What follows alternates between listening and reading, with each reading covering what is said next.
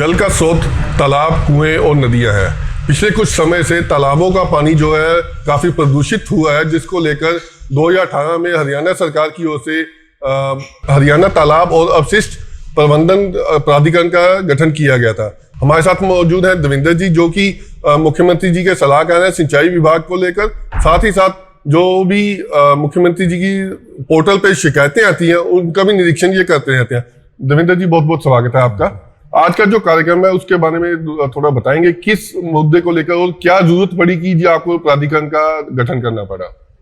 देखिए, आज का जो कार्यक्रम है वर्ल्ड वाटर डे हर साल मनाया जाता है। उसी सिलसिले में Haryana pond waste water management authority ने आज का ये एक सेमिनार आयोजन किया है और उसमें जो अलग अलग स्टेक होल्डर डिपार्टमेंट जो इससे इन्वॉल्व हैं, पानी के संरक्षण से, पानी की सेविंग से, वो आज इस सेमिनार में पार्टिसिपेट कर रहे हैं। और इसका जो थीम है वो है वाटर फॉर पीस। आपको शायद पता होगा कि किसी आदमी ने जिक्र किया था कि जी पहले जो वर्ल्ड वार हुई थी वो तो शायद हुई थी किसी और मुद्दे को टेरिटरी को लेकर, लेकिन अब पानी की जो कमी आने वाली है तो शायद अगली वार जो है वो हो सकता है कि वाटर से संबंधित हो जी, क्योंकि पानी की जो स्केर्सिटी है उसकी वजह से, और पानी जो है जैसे कहते हैं जल ही जीवन है, तो पानी की वजह से ही जीवन जो है वो सपोर्ट होता है। तो अगर मान लिया पानी की स्केर्सिटी होगी तो आप सोचिए कि मतलब आम जनजीवन के ज़िंदगी पे कितना भारी असर पड़ने वाला है। तो इसी बात के लिए बहुत ज़रूरी है कि हम इसके प्रति सजग रहें कि जो पानी की कमी है उसको पूरा करने के लिए सबके साझे प्रयास से हमें क्या क्या करना चाहिए। वो मोटे तौर पे एक थीम है जो हर साल वाटर डे पे इसी को ही दोहराया जाता है। और उसी सिलसिले में इस बारी भी वाटर फॉर पीस इसलिए कि ना केवल इकोनॉमिक रीजन की वजह से कि पानी की जरूरत कृषि में भी पड़ती है, इंडस्ट्री में पड़ती है, बल्कि सोशल रीजंस की वजह से, सामाजिक, क्योंकि अगर मान लिया टेंशन होगी पानी को लेके तो आपस में कॉन्फ्लिक्ट भी हो सकते हैं। तो सोशल रीजन से, इकोनॉमिक रीजन से, एनवायरमेंटल रीजन से, तीनों कारणों से पानी की बहुत ही महत्ता है। जिस प्रकार प्रदेश में 5 नदियां बहती हैं और आपने अभी संगोष्ठी में भी बताया कि पानी का जल स्तर काफी नीचे चला गया है, उसको लेकर सरकार की ओर से क्या प्रयास किए जा रहे हैं, जागरूकता को लेकर लोगों को जागरूक किया जा सके जल स्तर बढ़ाने के लिए? हाँ, 5 नदियां देखो पंजाब में बहती है, इसीलिए उसका नाम पंजाब है, पंजाब। लेकिन हरियाणा में मेनली जो पानी आता है या तो यमुना का आता है या दूसरा जो भाखड़ा है, बांध बना हुआ है जो वहाँ पे सतलुज और व्यास नदी के ऊपर, उनका पानी भी हमारे पास आता है, और रावी व्यास का पानी भी आता है। तो जहाँ तक waste water, Haryana pond and waste water management authority का गठन जिसका आपने जिक्र किया 2018 में किया गया था, उसका एक मकसद, मुख्य मकसद ये था कि हरियाणा में लगभग 18,000 पौंड है और हरियाणा शायद पहला प्रदेश है जिन्होंने सारे 18,000 पौंड्स को pond waste water management authority के मार्फत जियो टैग कर दिया, यानी एक एक पौंड का बाकायदा चिन्हित कर दिया गया है और एक pond data management system, PDMS system हमारा बना हुआ है जी, जिसमें एक एक पौंड के बारे में डिटेल में सर्वे करा के ग्राउंड पे उसका पूरा का पूरा डेटाबेस तैयार कर दिया गया है। अब उसके बाद से एक एक्शन प्लान बनाई जाती है Haryana pond waste water management authority के द्वारा, किस तरह से पौंड्स को हम सिस्टमेटिकली अगले मैक्सिमम 10 साल है, हमारी कोशिश है कि 5 साल में जो 18,000 पौंड हैं इन सबको रिजुवनेट करें, इनकी कैपेसिटी बढ़ाएं। और आजकल पौंड्स में गाँव में आमतौर पर ये होता है कि गंदा पानी आता है गाँव या शहर में, तो उस पानी को ट्रीट भी करें, यानी जो वेस्ट वाटर है उसको ट्रीट करके और उसका सदुपयोग कर सकें। जैसे मान लिया गांव में तो अगर पानी पोल्यूटेड और ओवरफ्लोइंग पॉन्ड जो हमने प्रायोरिटी प्राथमिकता के तौर पे लिए हैं लगभग 3,000 एकड़ी पॉन्ड्स, तो वो जो पॉन्ड्स हैं उनके पानी को ट्रीट करके हम कोशिश करेंगे कि उसको एग्रीकल्चर के लिए इस्तेमाल करें, और वो भी माइक्रो इरीगेशन के माध्यम से, क्योंकि माइक्रो इरीगेशन में 30 से 40% की पानी की बचत होती है जी। तो इसलिए कुल मिला के पूरा फोकस इस बात पे है कि किस तरह से पॉन्ड्स की कैपेसिटी बढ़ाई जाए। पॉन्ड की कैपेसिटी का एक फायदा और होगा, हरियाणा सरकार में गवर्नमेंट ने ये फैसला लिया था कि जो यमुना से पानी आता है, आपको पता होगा कि कई बार फ्लडिंग की सिचुएशन भी हो जाती है, तो हमने अपनी जो वेस्टर्न यमुना कनाल जिसके थ्रू हम इरिगेशन करते हैं पूरे स्टेट में, उसकी कैपेसिटी लगभग 33% या 35% बढ़ा दी, और उस कैपेसिटी में एक्स्ट्रा पानी जो बारिश का होगा उसको चैनलाइज करके, बारिश के दौरान आमतौर पर पानी की डिमांड कम होती है, लेकिन उस पानी को अगर हमारे पॉन्ड्स की कैपेसिटी बढ़ जाती है तो और वो कैपेसिटी लगभग 35 से 50% बढ़ा रहे हैं हम, जिसमें D watering, D silting, excavation करने के बाद, तो वो जो पानी सरप्लस है उसको वहां स्टोर करेंगे जी। और भी ऐसे वाटर स्टोरेज स्ट्रक्चर बनाएंगे, और उस पानी को जो लीन सीजन होगा, जब बारिश नहीं होगी, तो जहां जहां स्केर्सिटी होगी वहां ये पानी बहुत ही जनजीवन के लिए या एग्रीकल्चर, इरिगेशन सबके लिए बहुत काम आएगा। तो 2018 से अब तक कितना कार्य जो है आपने कंप्लीट कर ली गया इसको? हमारी जो पहले तो 18 में कॉन्स्टिट्यूट किया, पूरी अथॉरिटी मैन पावर रिसोर्सेज की जो इनिशियल ऑर्गेनाइजेशन को सेटअप करने में टाइम लगता है जी। लेकिन बहुत थोड़े समय में आज के दिन हमारा लगभग 1800 पौंड, हमारे जो अमृत जल सरोवर योजना है प्रधानमंत्री ने लॉन्च की जिसमें 1650 का टारगेट था, हमारे वो लगभग 1800 से ऊपर पौंड जो है हमारे उस योजना में टारगेट से ज़्यादा हम पूरे कर चुके हैं। बाकी उम्मीद हमें ये है, जो हमारी एक्शन प्लान है, टारगेट है, लक्ष्य है कि 2024-25 के अंत तक लगभग 7000 पौंड जो है उनकी हम रिजुवनेशन का काम पूरा कर चुके हैं। कितना बजट रखा गया इस सारे हमने बजट की कोई कमी नहीं है। जैसे शुरू में सीएम साहब ने हमें क्लियरली बोल दिया था कि कभी भी बजट, जैसे लगभग आप ये मानिए कि 2000 करोड़ से ऊपर के एडमिनिस्ट्रेटिव अप्रूवल जिसे कहते हैं ना, प्रशासकीय स्वीकृति हैं, वो पहले ही हम दे चुके हैं। तो जितने हमारे पौंड हैं जिनकी हमारी एक्शन प्लान है उसके लिए जितना ही पैसा है, लगभग 2000 करोड़ का बजट था। पिछले साल जैसे वो पूरा यूटिलाइज नहीं हो पाया, लगभग 500 करोड़ का बजट था। तो आइडिया ये है कि 2000 करोड़ तक हमें इस वक्त संसाधन हमारे पास उपलब्ध हैं, तो उसमें कोई दिक्कत पैसे की नहीं है। कुछ गांव वालों की सहयोग और से भी कुछ आप ओर से सहयोग लिया? गाँव की तरफ से हमने एक प्रोग्राम चलाया जो आप सेमिनार में देखेंगे, जन भागीदारी का प्रोग्राम।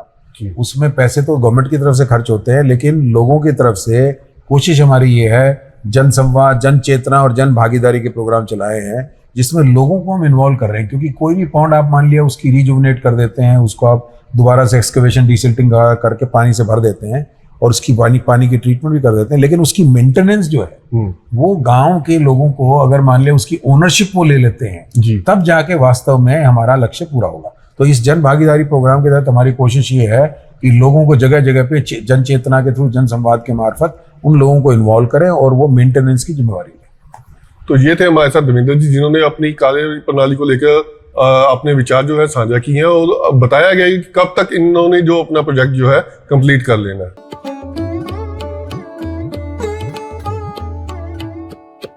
हरियाणा तालाब एवं अपशिष्ट जल प्रबंधन प्राधिकरण की ओर से जल दिवस को लेकर एक संगोष्ठी का आयोजन किया गया है।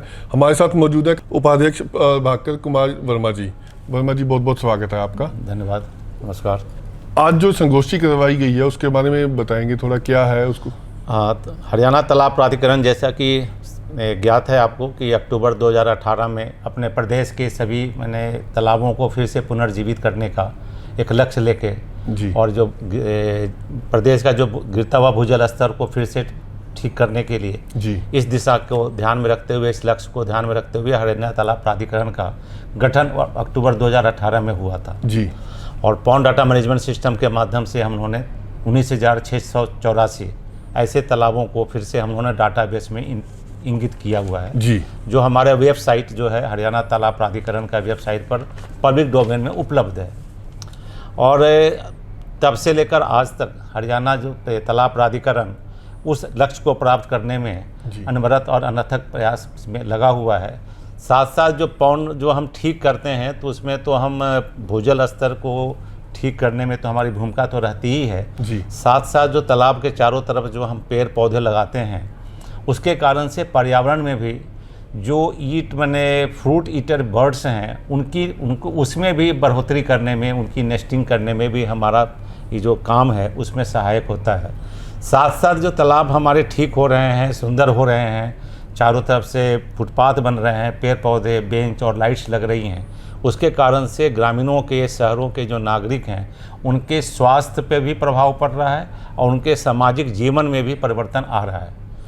इस दिशा को लक्ष्य करके हमने, चूँकि इस वाटर जो वर्ल्ड वाटर जो जल दिवस है, विश्व जल दिवस जो कि 22 मार्च को कल होना है, उसके उपलक्ष्य में आज हमने इसको करने का हम लोगों ने आज कितना बजट रखा गया है इस प्राधिकरण के लिए? प्राधिकरण के लिए जो बजट है, अभी बजट की कोई कमी नहीं है सरकार की तरफ से। जब प्राधिकरण गठित हुआ तो उसमें 1000 करोड़ का प्रावधान था। सब्सिक्वेंटली चूँकि इनिशियल स्टेज में, चूँकि प्लानिंग में, डिज़ाइन में, एस्टिमेट में, सैंक्शनिंग में टाइम लगता है रिसोर्स को पुल अप करने में, तो इसलिए आज के दिन में हमारे पास 460 करोड़ का बजट है, ये पिछले साल और अभी करंट जो अभी आने का साल है उसमें। लेकिन उसमें अभी तक हमारा 2262 करोड़ का हमने सैंक्शन ऑलरेडी जारी कर चुका है हम लोगों ने, जिसके कारण से हम लगभग 7,000 तालाब को 6,918 जी 24-25 तक का हमारा लक्ष्य है। तो धन की इसमें कोई कमी नहीं होने वाली है, कोई इसमें रुकावट नहीं आएगी। हरियाणा प्रदेश के पूरे तालाबों को प्रदूषण मुक्त करने के लिए कोई लक्ष्य भी आपने निर्धारित किया कि हाँ, हमारा लक्ष्य है कि चूंकि 19,684 जो कुल तालाब हैं उसमें से 11,654 ऐसे जो प्रदूषित तालाब हैं जी, बाकी कुछ क्लीन है, कुछ ड्राई पॉन्ड्स हैं जी, तो हमारा प्रथम लक्ष्य है कि हम 2026-27 तक जी, हम 11,654 प्रदूषित पोल्यूटेड जो तालाब हैं उनको हम ठीक कर पाएंगे और 24-25 तक हम 6,918 तालाब को हम ठीक कर लेंगे। अब तक कितने तालाब जो है ठीक किए जा चुके हैं? अब तक हमने जो 1844 तालाब को हम लोगों ने ठीक कर लिया है। जी, कुछ गांव वासियों की ओर से सहयोग मिल रहा है इस? मैंने सभी ग्रामीणों का शुरू में हमें दिक्कतें होती थी जी, जब उनको अंतर नहीं दिखाई पड़ता था, लेकिन अब जब चेंज उनके लाइफ में चेंज आया है, पूरे वातावरण में जो बदलाव आया है पॉन्ड्स के बनने के कारण जी, और जिस तरीके से हम बना रहे हैं, जो कंपोनेंट्स हम नेचुरल और इकोसिस्टम हमने वहाँ डेवलप किया है, उसके कारण से ग्रामीणों का पूरा सहयोग मिल रहा है। वर्मा जी, कितना समय लग जाता है एक तालाब को पूरा साफ करके? एक तालाब को मैंने जब हम प्लानिंग तो हम कर लेते हैं एक्शन प्लान में चिन्हित करने के बाद से हम सबसे बड़ी बात हो, चूँकि मैं बेसिकली आर्किटेक्ट हूँ जी, मैंने CPWD में 32 साल एज ए लास्ट पोस्टिंग मेरी एडिशनल डायरेक्टर जनरल से मैं रिटायर हुआ जी, तो मेरी बैकग्राउंड इंजीनियरिंग बैकग्राउंड है। तो हम जो भी तालाब हमने जब से मैं ज्वाइन किया तब से मैंने डिजिटल ड्राइंग के आधार पर हमने काम शुरू किया है, जिससे कि हम क्वालिटी, उसकी इफिशिएंसी और क्वांटिटी को हम इंश्योर कर पाते हैं। और इस दिशा में काम करने के लिए मैं प्रश्न भूल गया, आपका प्रश्न क्या था? कितना समय लग जाता है? तो हमने जो प्लानिंग स्टेज में हमारे 177 डेज के हैं, जो कि डिजिटल ड्राइंग्स, उसको एनालिसिस करने के बाद वर्किंग ड्राइंग्स, फिर एस्टिमेट्स, फिर सैंक्शन, फिर टेंडर और वर्क अवार्ड, इसमें कुल पूरा जो समय लगता है 177 डेज का। फिर जो वर्क अवार्ड से कंप्लीशन तक का 122 डेज लगते हैं। ऐसा कुल मिला के एक तालाब को यदि करें तो 299 डेज से 300 डेज जी का पूरा समय लगता है कम से कम। तो कितना खर्च एक तालाब के ऊपर? एक तालाब का जो एवरेज है पर एकड़ का जो है, यदि बड़े तालाब है तो 13 लाख रुपया पर एकड़ का खर्चा है जी, और यदि छोटे 5 एकड़ से कम है तालाब तो 18 लाख रुपया पर एकड़ का एवरेज। औसत कहीं ज़्यादा कम हो सकता है, लेकिन औसत एक कम। इन तालाबों को सौंदर्यीकरण किए जाने के अलावा कुछ लोगों को जागरूक भी किया जाता है प्राधिकरण की ओर से? ये हमारा अब अगला चरण हम लोगों ने पिछले 2 साल से प्रारंभ किया है जी, कि तालाब तो हम ठीक करते जा रहे हैं, जब तक कि गाँवों के लोगों की पार्टनरशिप, उनकी सहभागिता नहीं होगी तब तक तालाब को मेंटेन करना, साफ रखना, सुंदर रखना बहुत असंभव है।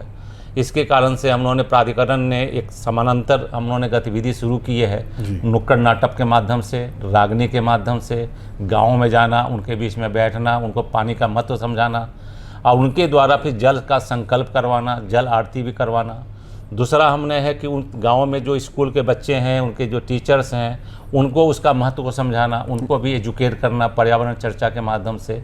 और तीसरा चरण है कि यूनिवर्सिटीज़ के जो यूथ हैं जी, वहाँ भी जितने भी अपने प्रदेश के यूनिवर्सिटीज़ हैं, जैसे central university Mahendragarh, JC Bose Faridabad, D Krishna Sonipat, Kurukshetra university, ऐसे 4 यूनिवर्सिटीज़ में ऑलरेडी हम लोगों ने वहाँ पर उनके VC से बातचीत करके वहाँ पर हम लोगों ने यूथ के साथ में वर्कशॉप, उनसे इंटरेक्शन ऑलरेडी प्रारंभ हो गया है। और ऐसे उनके ग्रुप फॉर्मेशन वॉलंटियर किए हैं स्टूडेंट्स ने, जिनके माध्यम से गाँव में उनको भेज के गाँव में अवेयरनेस प्रोग्राम, उनकी भी स्टडी हो, उनका भी फीडबैक हमें मिले। इस दिशा में ऑलरेडी प्राधिकरण काम कुछ ऐसे कॉलेजेस हैं जो आगे आए हैं इस? हाँ, तो वैसे मैंने बताया कि जैसे आज के भी इस कार्यक्रम में 3 यूनिवर्सिटी के फैकल्टी और उनकी टीम यहाँ है, जो आफ्टरनून के जो सेशन में role of youth in restoring the ponds and water bodies, उस भूमिका को लेकर उनका क्या आगे का उनका है विजन है, वो उसको शेयर करेंगे और उनके उस डिस्कशन के बाद में हम आगे का रोड मैप हम तैयार कर पाएंगे। कुछ NGOs भी आपके साथ आई हैं सहयोग करने के लिए कि उन्होंने अपने तौर पर आपसे संपर्क किया हो? कि हम NGOs भी हैं जो CSR के माध्यम से NGOs भी हमसे संपर्क करते हैं जी, और उनको भी जो भी, लेकिन कंडीशन हमारा रहता है कि हमारा मापदंड होगा, हमारी SOPs होगी, उसके हिसाब से उनको काम करना है। जिन तालाबों को आप सुंदरीकरण करते हो उससे कुछ आमदनी का सोर्स भी आपने कुछ पैदा किया? अच्छा प्रश्न है। जैसे अभी हम जितने भी हमने पॉन्ड हमने ठीक किया है उसको हमने 3 स्तर में हमने श्रेणियों में बांटा है, जिसमें हम D watering, D silting, excavation और इम्बैंकमेंट यदि कंप्लीट कर लिया जिस तालाब के ऊपर, उसको हम अमृत बोलेंगे। और जो ऐसे अमृत के ऊपर जब हमने पेड़ पौधे लगा दिए, चारों तरफ से फुटपाथ बना दिया, बेंच लगा दिया और सोलर लाइट्स लगा दिया, तो ऐसे तालाब को हम अमृत प्लस बोलेंगे। और ऐसे जो अमृत प्लस जो तालाब हैं उससे यदि आय का साधन आने लगे, मछली पालन से, पर्यटन से, बोटिंग से, तो उसको हम अमृत प्लस प्लस कहेंगे। तो ऐसे अमृत प्लस प्लस में हमारे 112 तालाब ऐसे हैं जो 309 अमृत प्लस में उद्घाटित हो गए हैं, और ऐसे 309 में से हमने 112 के ऊपर आय का भी जरिया प्रारंभ हो गया है। तो ये थे हमारे साथ प्रभाकर वर्मा जी, जिन्होंने प्राधिकरण की ओर से किए जा रहे कार्यों को लेकर विस्तार सहित जानकारी दी। कहीं ना कहीं आम जनता को भी अब इसमें सहयोग करने की जरूरत है, तभी जो है तालाबों को साफ किया जा सकता है, पानी पीने योग्य और पशुओं के लिए उपयोग में लाया जा सकता है। कंप्लीट कर लिया जिस तालाब के ऊपर, उसको हम अमृत बोलेंगे। और जो ऐसे अमृत के ऊपर जब हमने पेड़ पौधे लगा दिए, चारों तरफ से फुटपाथ बना दिया, बेंच लगा दिया और सोलर लाइट्स लगा दिया, तो ऐसे तालाब को हम अमृत प्लस बोलेंगे। और ऐसे जो अमृत प्लस जो तालाब हैं उससे यदि आय का साधन आने लगे, मछली पालन से, पर्यटन से, बोटिंग से, तो उसको हम अमृत प्लस प्लस कहेंगे। तो ऐसे अमृत प्लस प्लस में हमारे 112 तालाब ऐसे हैं जो 309 अमृत प्लस में उद्घाटित हो गए हैं, और ऐसे 309 में से हमने 112 के ऊपर आय का भी जरिया प्रारंभ हो गया है। तो ये थे हमारे साथ प्रभाकर वर्मा जी, जिन्होंने प्राधिकरण की ओर से किए जा रहे कार्यों को लेकर विस्तार सहित जानकारी दी। कहीं ना कहीं आम जनता को भी अब इसमें सहयोग करने की जरूरत है, तभी जो है तालाबों को साफ किया जा सकता है, पानी पीने योग्य और पशुओं के लिए उपयोग में लाया जा सकता है।